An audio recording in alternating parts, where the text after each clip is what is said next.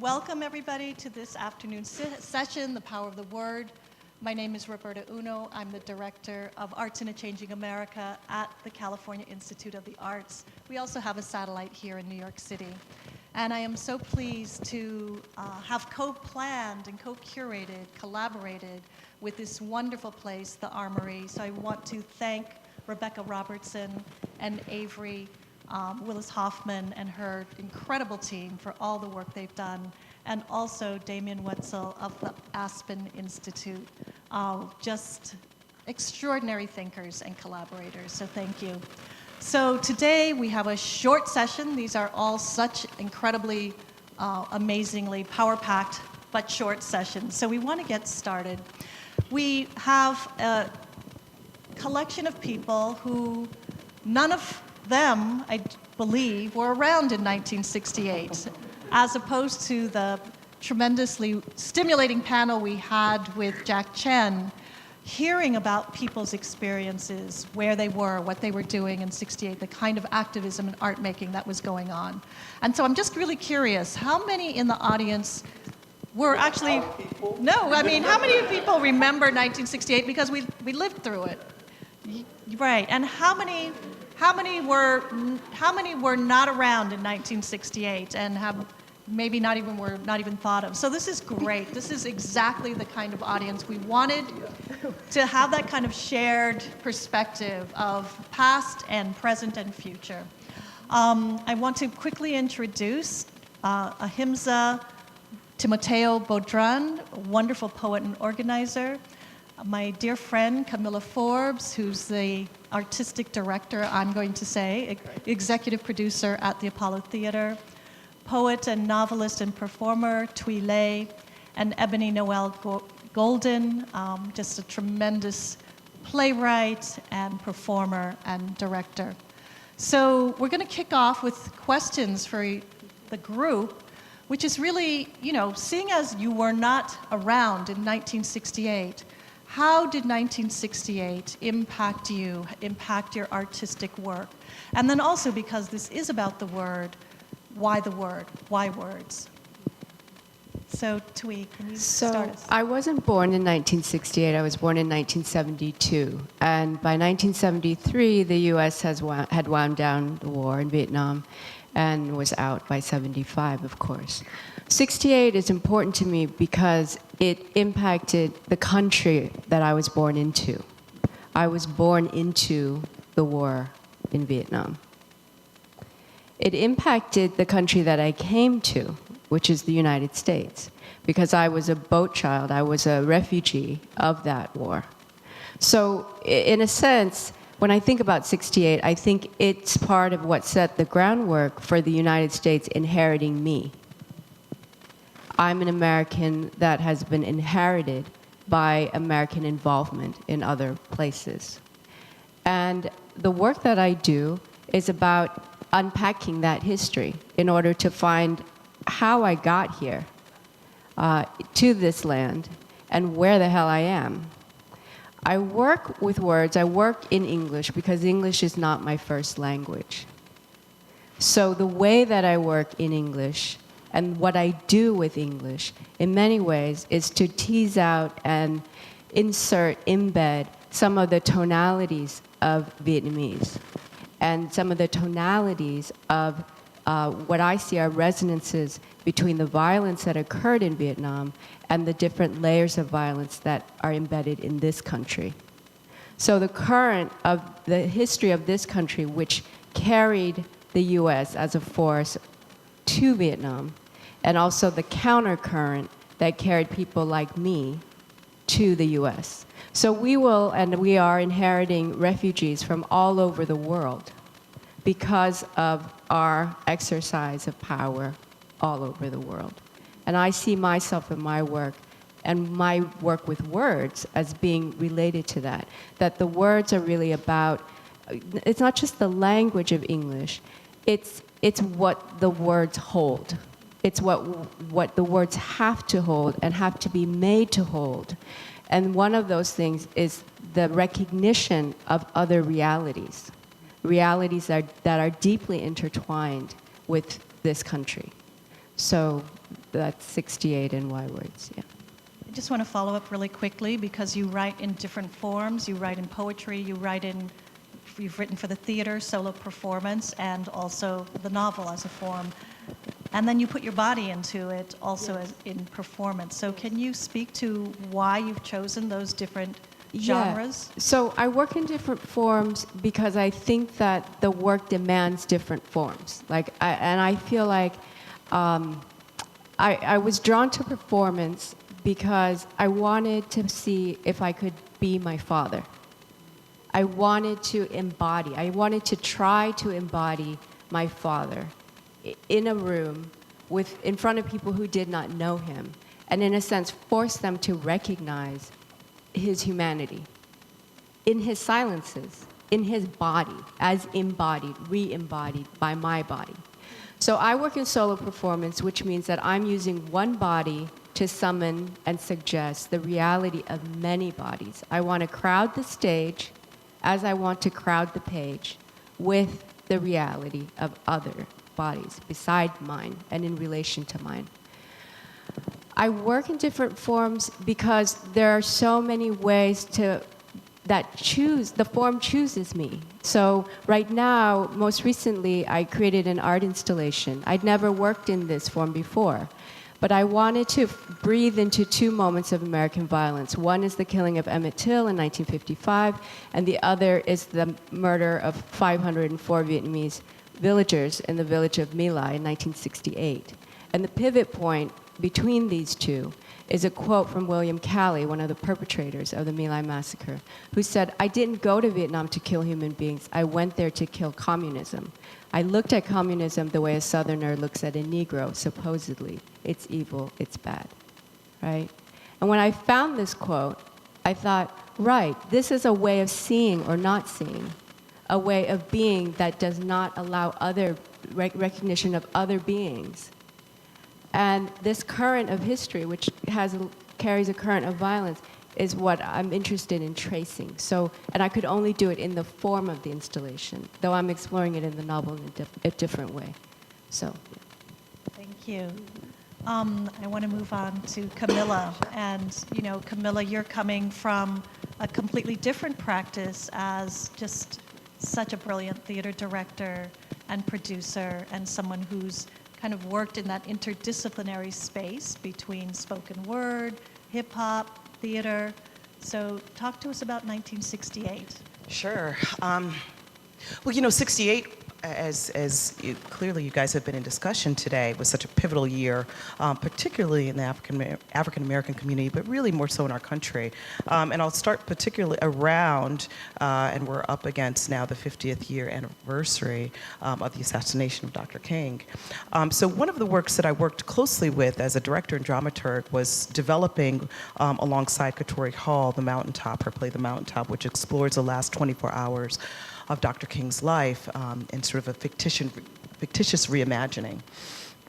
And you know, what was interesting and I think exciting about that is that, you know, we as artists were in a room kind of reimagining from a very different generational perspective of what that last 24 hours could and would be, and being able to use, you know, magical realism, being able to implore spoken word, being able to also shuttle what would Dr. King also say about the 50 years from then until now. What would be his response about the way in which the world in which we live in, right? What would be his reflection?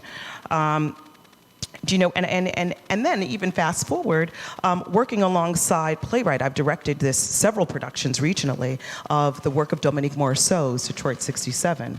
Detroit 67, which explored the 67 riots that happened in Detroit. But what was interesting, and I think, and why I think I have such a proclivity to this particular work, is that, you know, it was the U.S.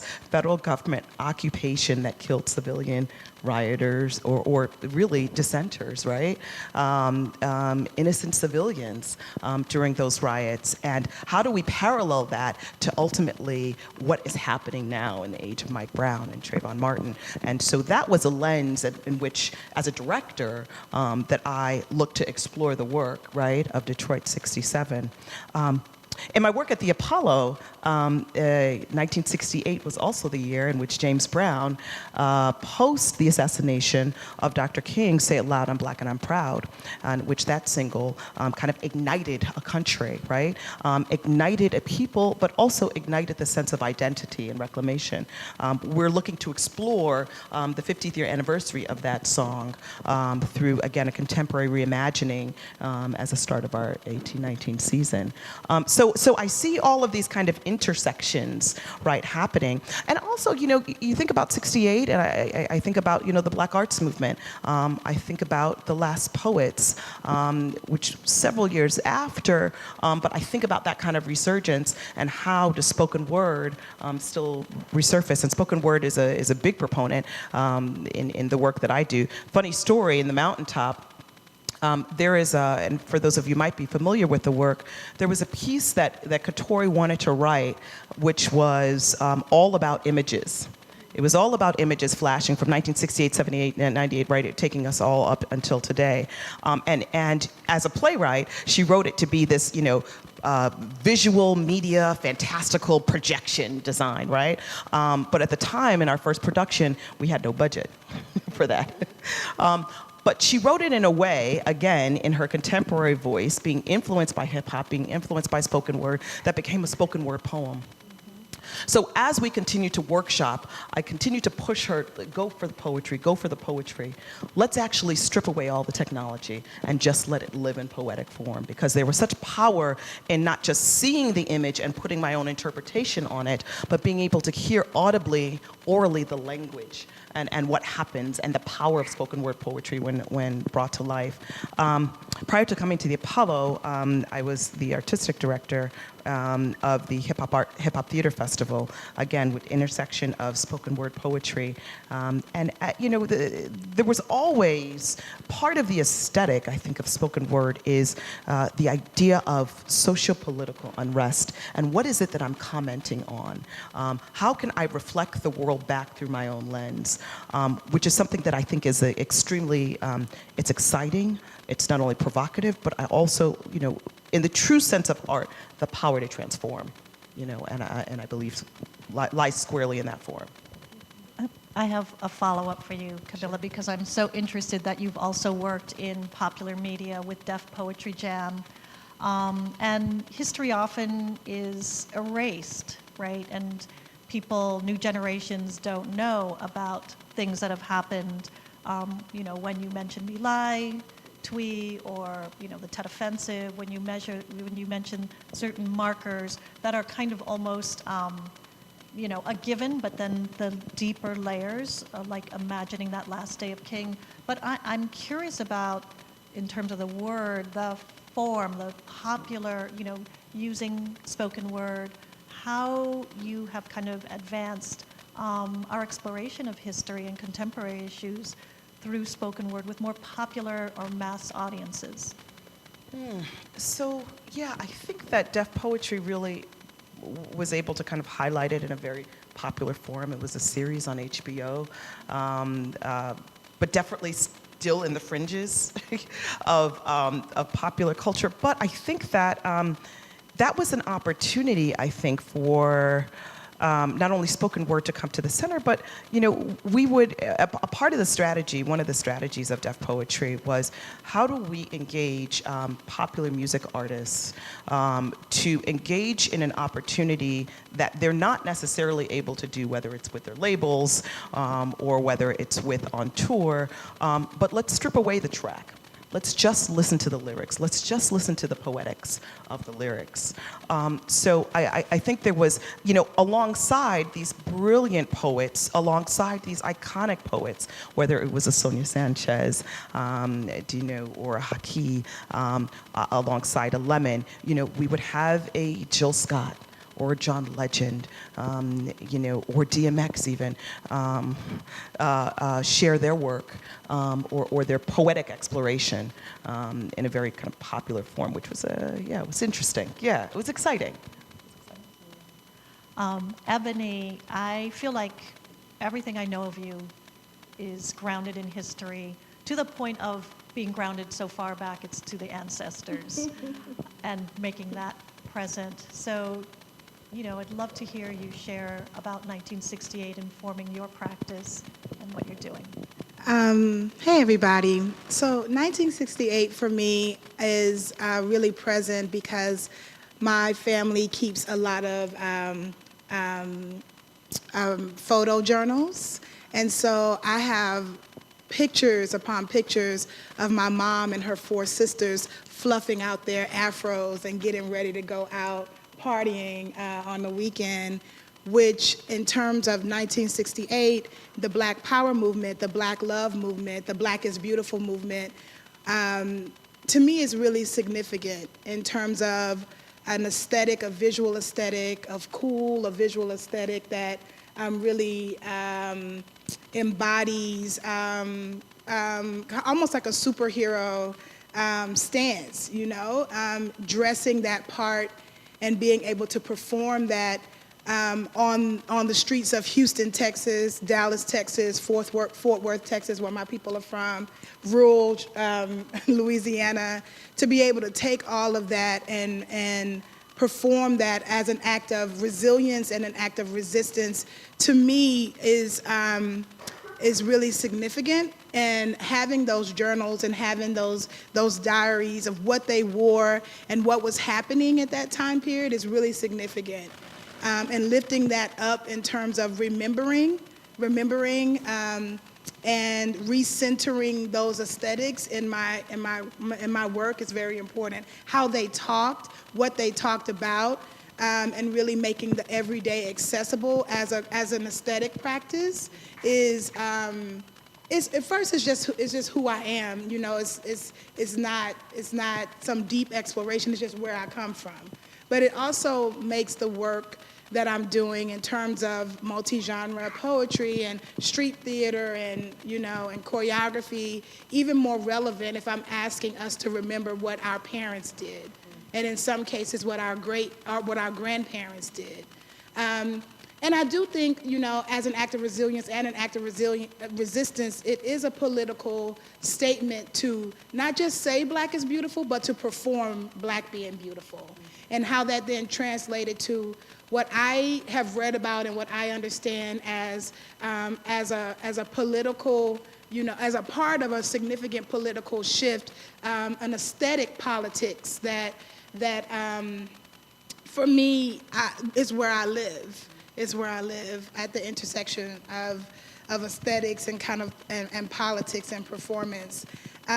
So yeah, I could talk a lot more, but I do think ultimately really centering the everyday aesthetic and as a visual decision and also as a vocal or performative decision is where, how 1968 shows its relevance for me in my life today.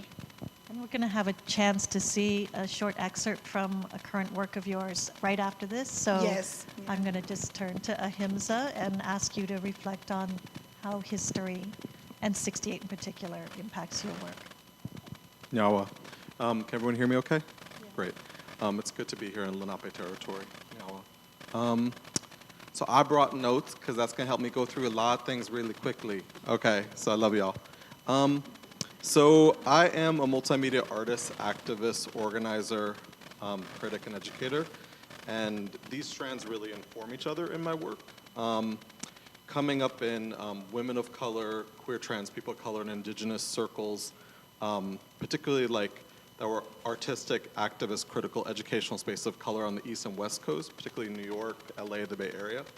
I feel while I could mention multiple things in terms of 68, I think something that was really pivotal for me was the Third World Strikes of 1968 in terms of the foundation of Pan people of color ethnic studies and the strikes that occurred at San Francisco State University and UC Berkeley. I went to San Francisco State. I was a women's studies major, and I was there at a time when all the tenure track faculty were women of color as well as the majority of adjuncts.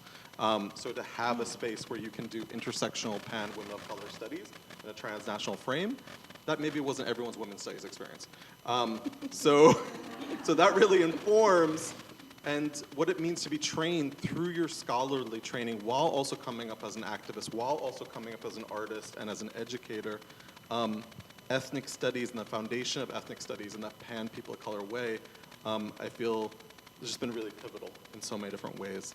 And for me, ethnic studies, in terms of that foundation, was about people of color, us having the right to study the work and lives of our own people, our peoples being worthy of study, us having deserving access to education and to universities, and diverse multicultural responsive curricula and support services, and that we are the people who should be studying our own peoples.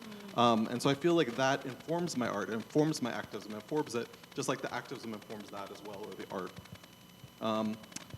So in terms of how I engage history in my work, I feel I engage the histories housed in me, my families, my communities, the places I'm from, all those intersections of the past, the present, and the future. And I'm interested both in the, quote, real, which is fucking real, but also like speculative engagement, like wondering. And so one of the sisters who's a mentor and chosen family member of mine, Aurora Levins Morales, who's in this bridge called My Back, just said in her essay, The Historian is Curandera, asking questions can be as good as answering them. So in addition to saying how 68, what was going on and how it impacted me, these are questions I have. Like, I also think about forward and backwards from 68.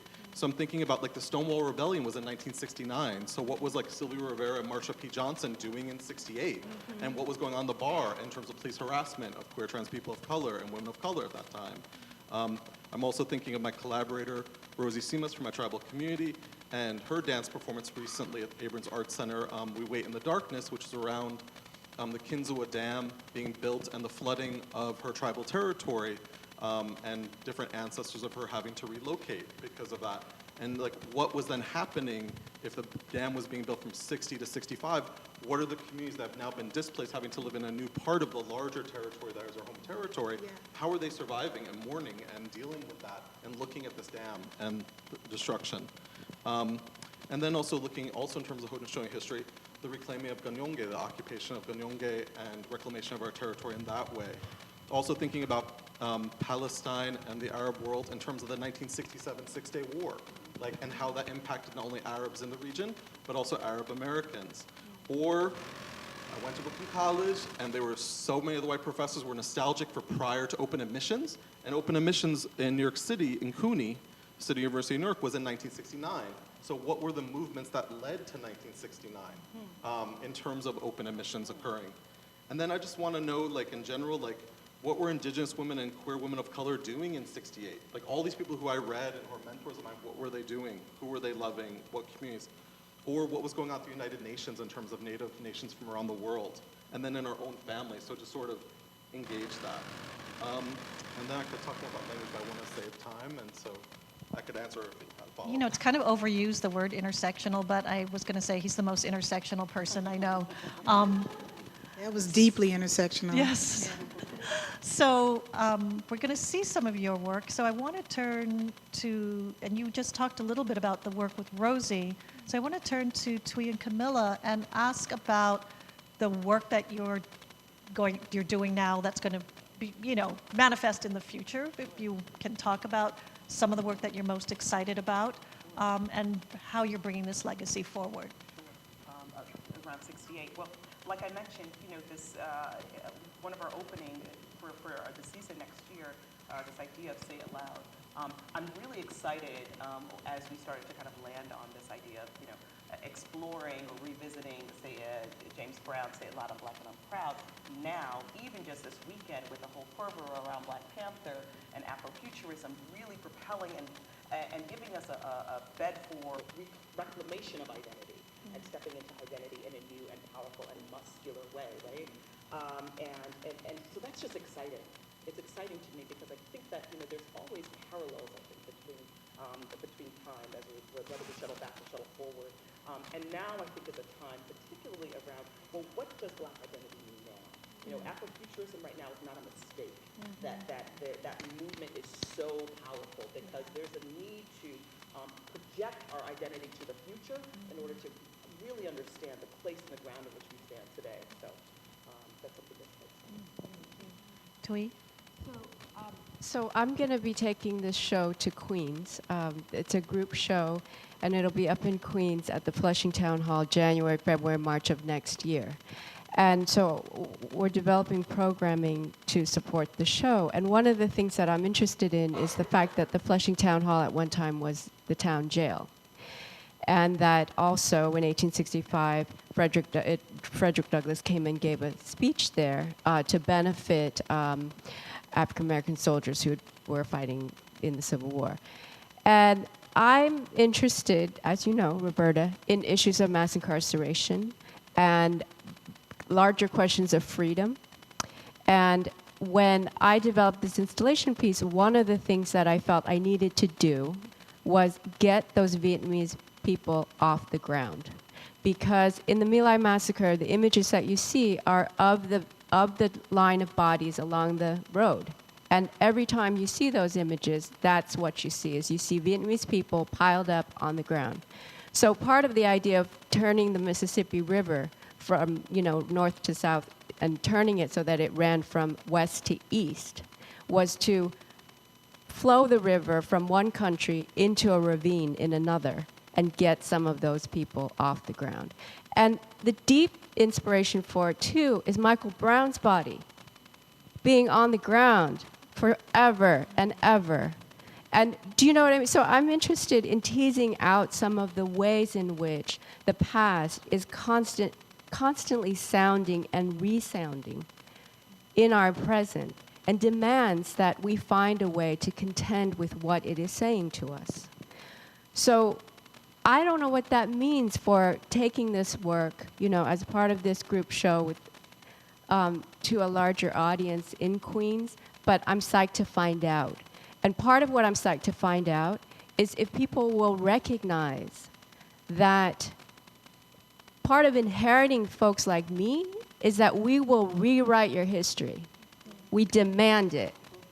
We demand it. And part of that rewriting is you need to know where we came from and how exactly we have inherited one another. I'm not saying it's only one way, but I'm doing my homework here, So, yeah, so that's part of my hope for the work, is that the audience that it finds themselves in it as well.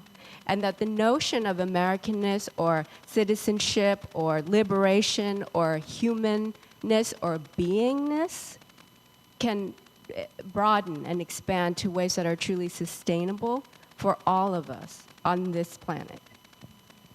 Thank you. So we've reached the moment where we're going to shift over to a performance.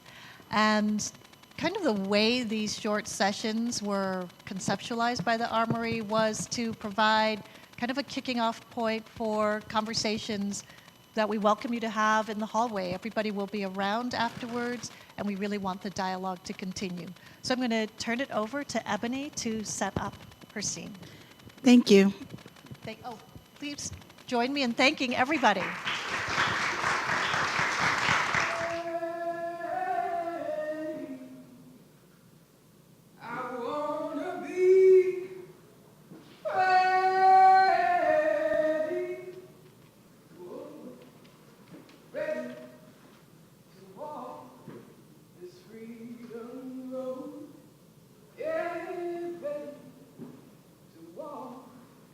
This freedom road,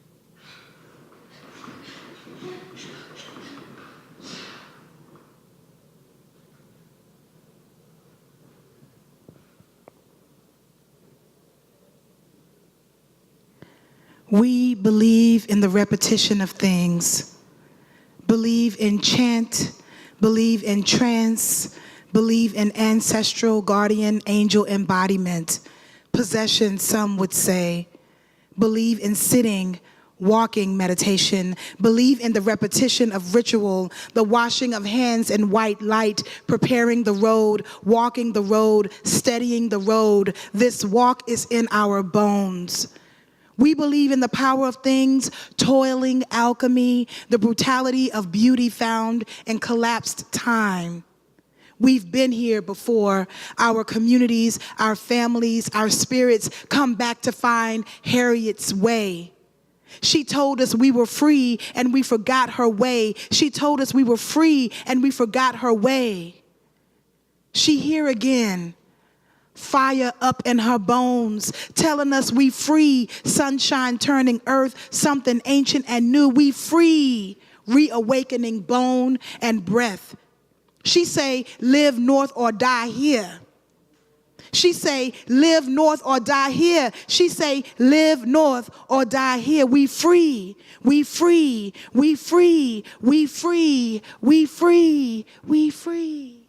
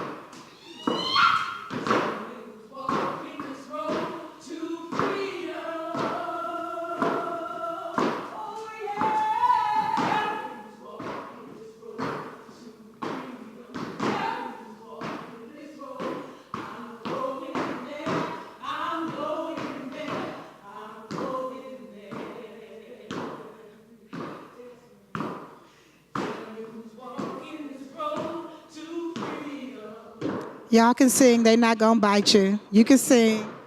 Tell me who's dancing this road to freedom. Tell me who's walking this road to freedom. Tell me who's walking this road. I'm going there. I'm going there. I'm going there.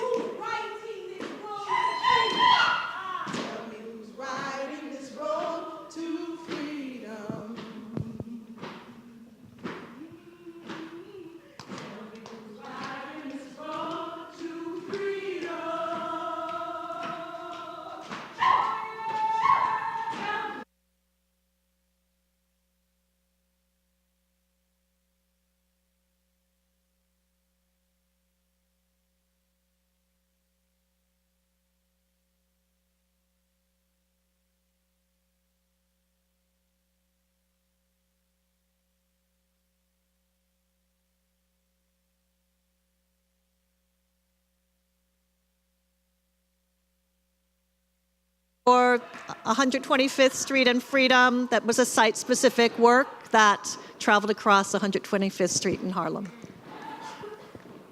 Thank you.